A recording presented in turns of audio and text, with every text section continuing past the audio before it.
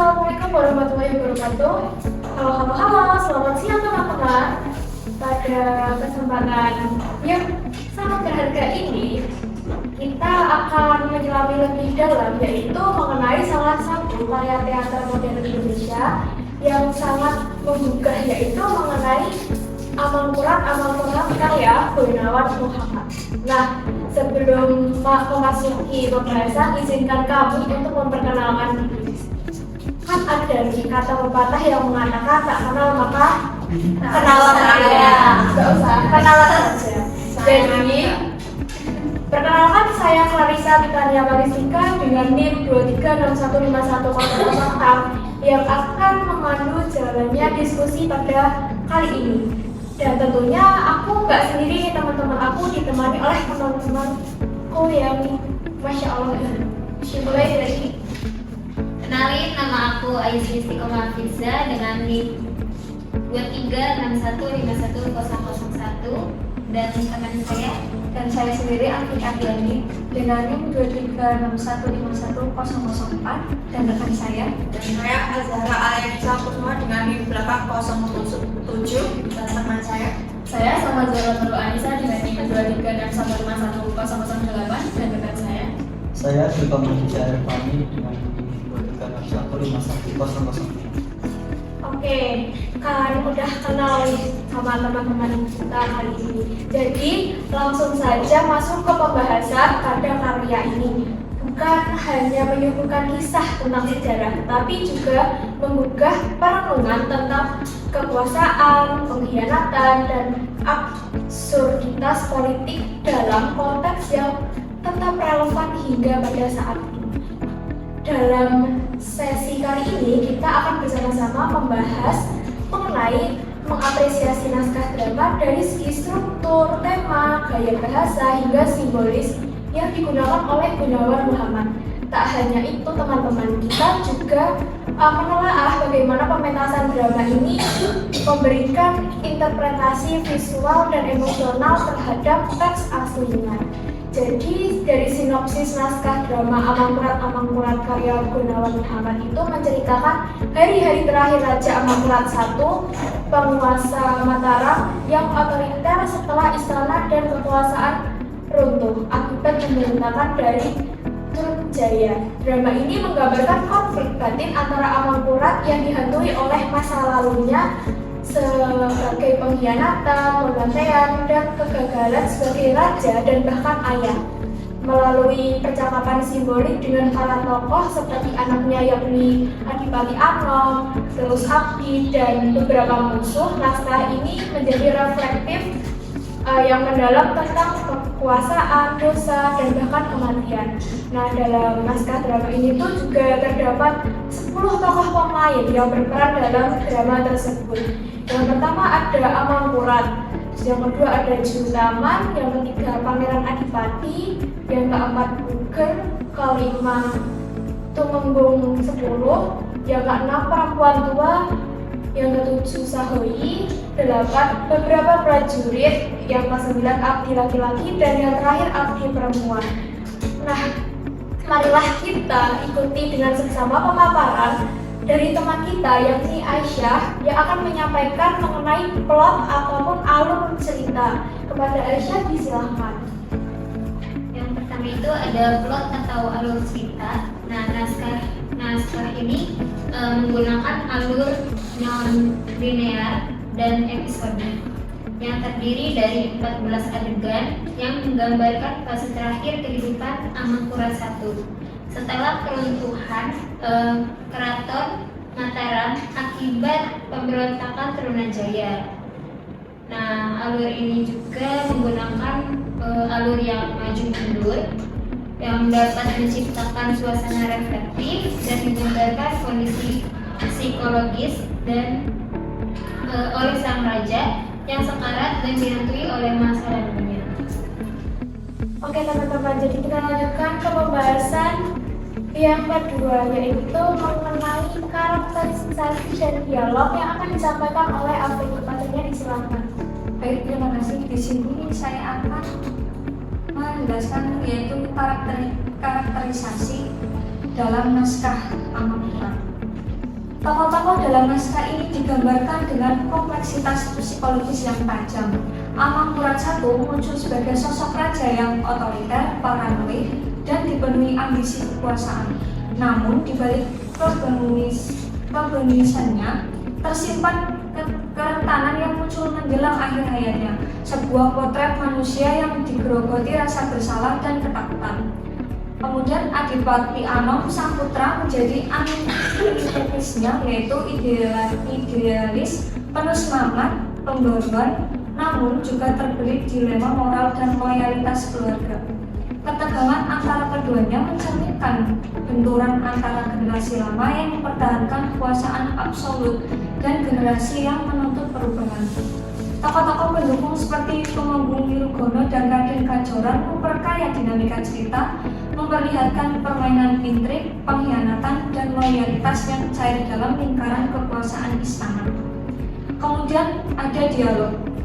Dialog dalam naskah ini ditulis dengan intensitas tinggi dan kedalaman makna yang kuat. Setiap percakapan mengandung lapisan simbolisme dan refleksi batin para tokohnya.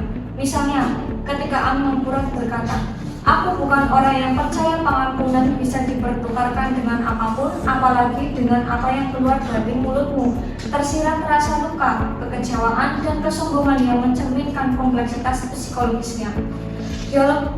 Dialog ini tidak hanya berfungsi sebagai alat komunikasi antar tokoh, tetapi juga sebagai cermin pergulatan ideologis dan emosional yang memperkuat narasi. Oke, pembahasan yang berikutnya yakni mengenai tema dan struktur yang akan disampaikan oleh Diovan. Padanya disilakan. Baik, terima kasih. Pembahasan selanjutnya yaitu tema utama dari naskah cerita Amang Murad ini adalah kekuasaan dan kehancuran. Naskah ini mengeksplorasi bagaimana kekuasaan absolut dapat membawa kehancuran moral dan politik, serta bagaimana ambisi dan pengkhianatan mempengaruhi hubungan keluarga dan stabilitas kerajaan. Lalu dari segi struktur naskah Amang Murad terdiri dari 14 adegan yang tidak mengikuti kronologi waktu secara ketat. Struktur ini memungkinkan penonton untuk memahami kompleksitas karakter dan peristiwa melalui kilas balik dan refleksi, menciptakan pengalaman teatrikal yang mendalam. Oke, pembahasan yang berikutnya yakni terkait bahasa dan gaya penulisan yang akan saya sampaikan. Jadi Gunawan Muhammad menggunakan bahasa yang padat dan ekonomis, namun memiliki lapisan makna yang begitu mendalam. Di setiap dialog dalam naskah ini tidak sekedar percakapan biasa, tetapi melainkan mengandung muatan reflektif, satiris, dan kontemplatif. Kalimat-kalimat pendek dalam naskah tersebut tidak hanya menyampaikan pesan secara gamblang, tetapi mengandung ambiguitas yang mengajak para pembaca maupun pendengar untuk menafsirkan sendiri makna dari sebuah percakapan yang mereka buat. Untuk Amang Murad I dan II bukan hanya sekedar tokoh sejarah, tetapi juga menjadi simbol dari kekuasaan yang terjebak dalam ironi dan kegilaan. Untuk pembahasan yang berikutnya yakni konflik dan ketegangan serta pengembangan ide yang akan disampaikan oleh Azhara. Kepadanya disilakan. Terima kasih. Saya akan menjelaskan tentang konflik dan ketegangan. Naskah Amang Murad karya Gunawan Muhammad menghadirkan konflik bukan sebagai pertikaian fisik semata, melainkan sebagai pergulatan batin yang dalam dan kompleks. Ketegangan dibangun melalui dialog yang penuh teka-teki, monolog yang menggali kesadaran tokoh, dan suasana yang sunyi namun menekan. Konflik antara generasi, antara kekuasaan dan nurani, antara sejarah dan takdir diolah secara subtil namun intens. Gunawan menempatkan tokoh-tokohnya dalam ruang psikis ketegangan terasa terus-menerus menghadap tanpa harus meledak. Justru dari ketenangan itulah muncul kegelisahan yang paling tajam.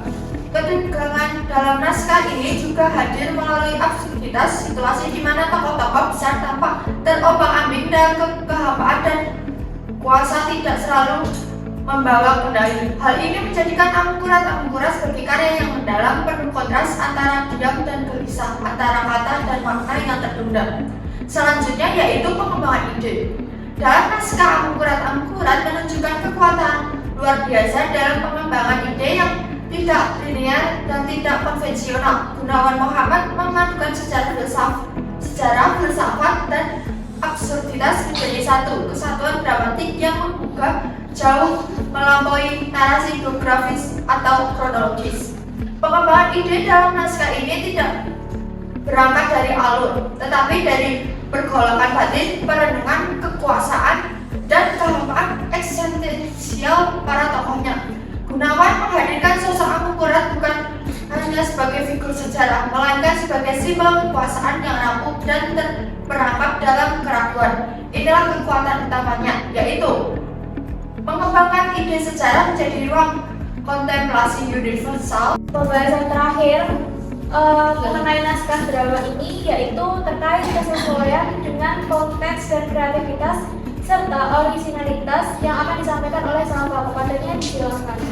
Baik, untuk selanjutnya yaitu mengenai kesesuaian dengan konteks.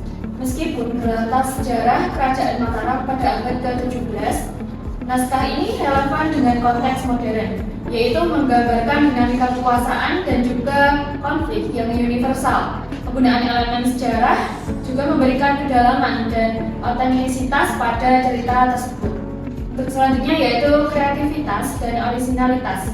Gunawan Muhammad menunjukkan kreativitas tinggi dalam menggabungkan elemen sejarah dengan refleksi filosofis dan juga psikologis.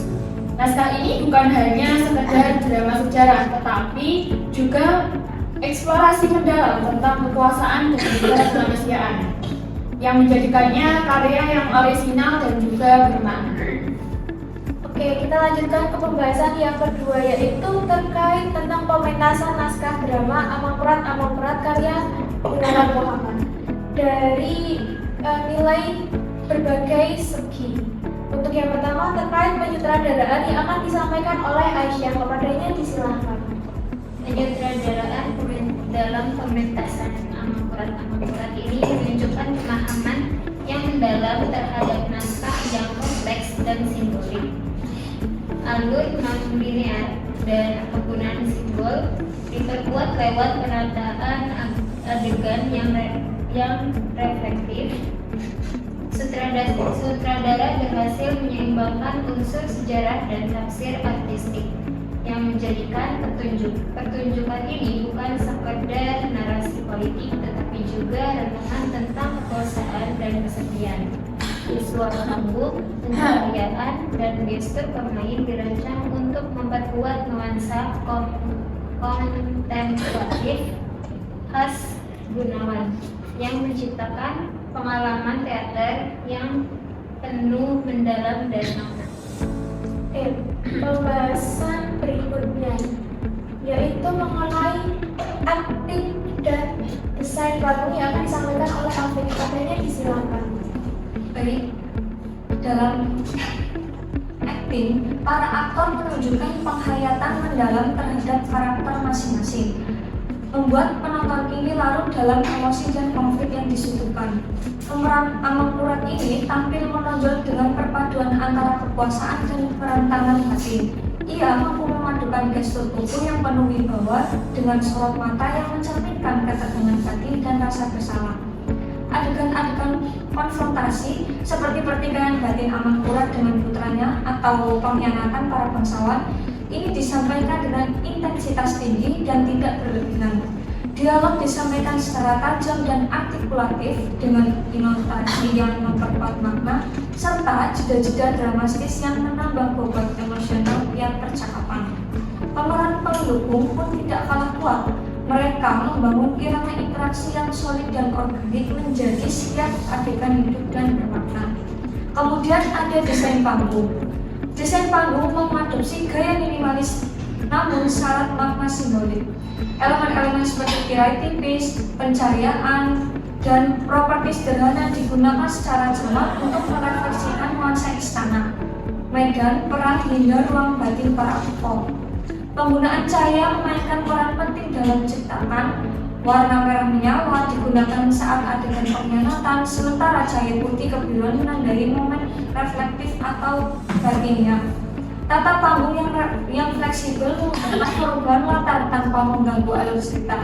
Misalnya, dengan hanya mengganti arah bangku atau penempatan lentera, suasana bisa berpindah dari balairung istana ke halaman eksekusi.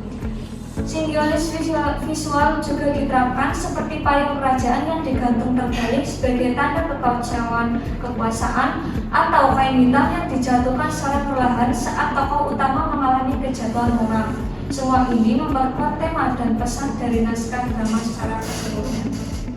Oke, untuk materi selanjutnya terkait pencahayaan dan suara serta musik yang akan disampaikan oleh Dirfam. Kepadanya disilakan. Baik, terima kasih. Selanjutnya yaitu pencahayaan. Tata cahaya digunakan secara cermat untuk menyoroti emosi dan perubahan suasana pada cerita akurat. Permainan cahaya dan bayangan menambah kedalaman visual dan mendukung narasi non-linear dalam naskah tersebut.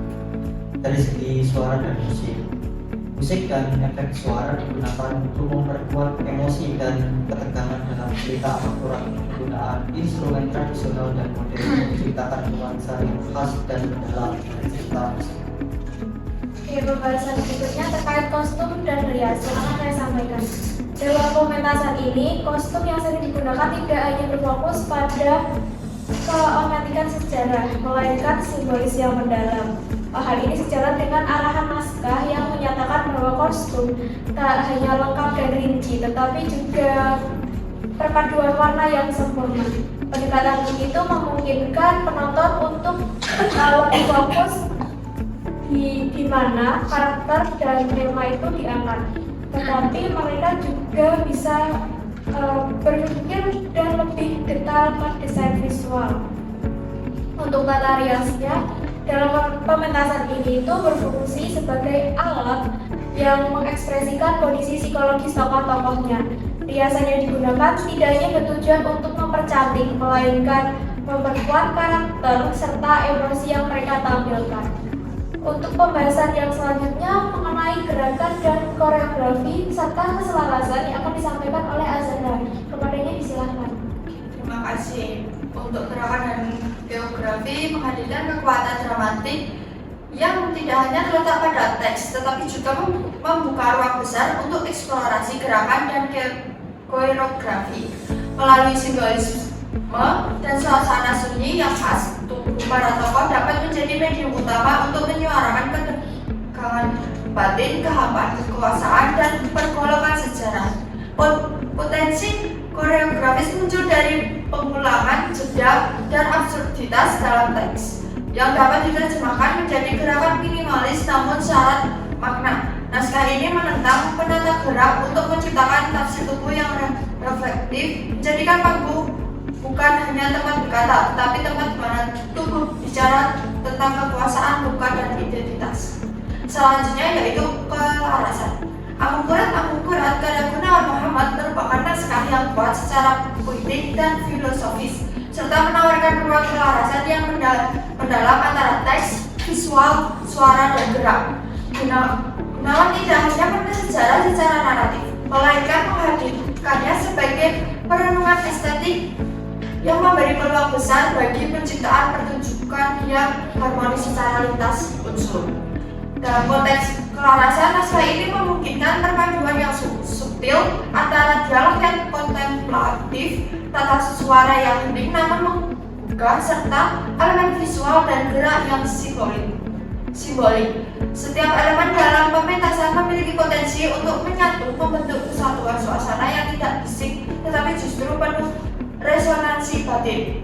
Kelarasan dalam amungkurat bukan tentang keseragaman bentuk, tetapi tentang kesatuan makna. Sunyi, repetisi, dan absurditas dalam naskah ini menjadi dasar untuk menciptakan keselarasan antar unsur panggung yang mendalam dan reflektif, sebuah dialog artistik antar teks, tubuh, dan ruang.